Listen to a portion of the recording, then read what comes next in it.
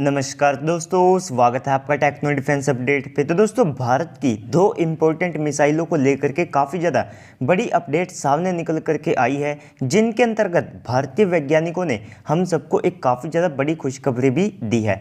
तो सबसे पहले तो ब्रह्मोस एरोस्पेस के जो CEO है, तो उन्होंने बताया है कि उन्होंने ब्रह्मोस के NG वेरिएंट के ऊपर काम शुरू कर दिया है और इसका जो एक रैमजेट प्रोपल्सन सिस्टम या फिर रैमजेट इंजन है, उसको लेकर के भी डेवलपमेंट शुरू हो चुकी है।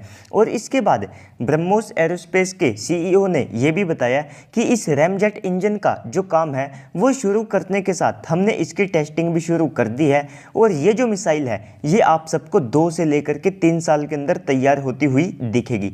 तो अगर आप ब्रह्मोस NG मिसाइल की बात करते हैं तो सबसे पहले तो हमारी जो मौजूदा 3 टन क्लास की ब्रह्मोस मिसाइल है ये उसके ऊपर बेस्ड होगी।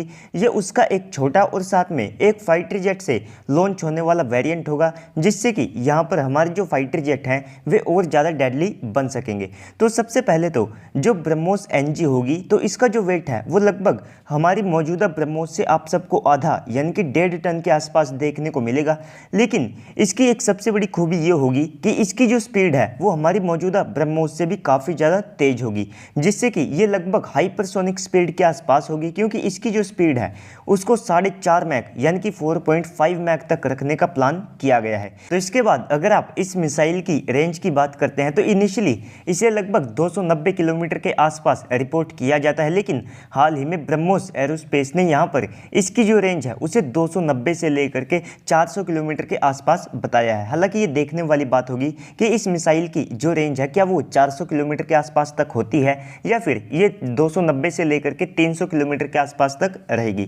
तो इसको हर एक भारतीय फाइटर जेट से लॉन्च किया जा सकता होगा, जिसमें तेजस MK1A जैसे LCA फाइटर जेट भी रहेंगे। साथ ही साथ हमारे जो TED-BF साथ में तेजस MK2 जैसे स्वदेशी फाइटर जेट है, तो उनसे भी इस मिसाइल को लॉन्च किया जा सकता होगा। और इसके बाद कुछ इमेजेस को मैंने कल देखा था, जहां पर यह दिखाया गया था कि ब्रह्मोस NG को हमारे जो लाइट वेट कैटेगरी के LCH हेलीकॉप्टर है उनके ऊपर इंटीग्रेशन करने का प्लान किया गया है। तो ऐसे में अगर ये मिसाइल उस हेलीकॉप्टर के ऊपर भी इंटीग्रेट की जाती है तो वो काफ़ी ज़्यादा डेडली हेलीकॉप्टर बन करके सामने आएगा। इसके बाद ब्रह्मोस एरोस्पेस ने अपनी हाइपरसोनिक वेपन्स के प्रोग्राम को लेकर के भी यहाँ पर रिपोर्ट किया था कि वे आने वाले 4 से लेकर के 5 सालों के अंदर हाइपरसोनिक वेपन्स को भी तैयार कर लेंगे। हालांकि ब्रह्मोस एरोस्पेस की जो हाइपरसोनिक मिसाइल है वो रशियन ज़िरकॉन टेक्नोलॉजी के ऊपर बेस्ड होगी। और इसके बाद अगर आप DRDO के हाइपरसोनिक वेपन्स के प्रोग्राम को देखते हैं तो DRDO पहले से ही HSTDV की टेस्टिंग कर चुकी है, यानी कि हाइपरसोनिक टेक्नोलॉजी डेमोन्स्ट्रेशन व्हीकल, जिसके अंतर्गत भारत एक स्क्रैमजेट इंजन को बनाएगा जिसका इस्तेमाल हमारी एक हाइपरसोनिक क्रूज मिसाइल के अंदर किया जाएगा।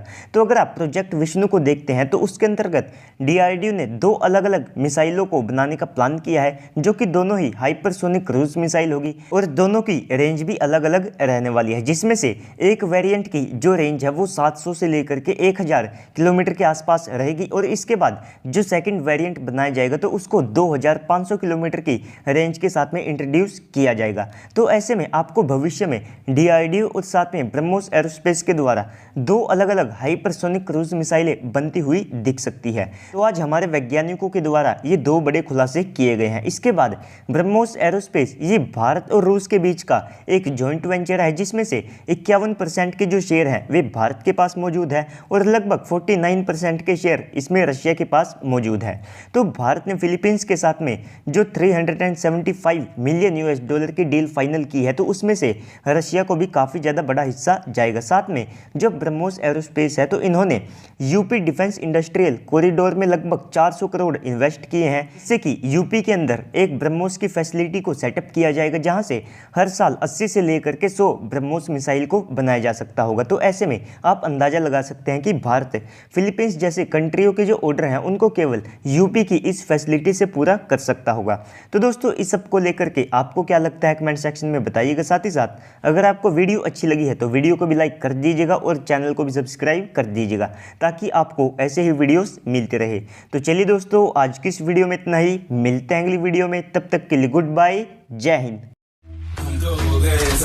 धीरे धीरे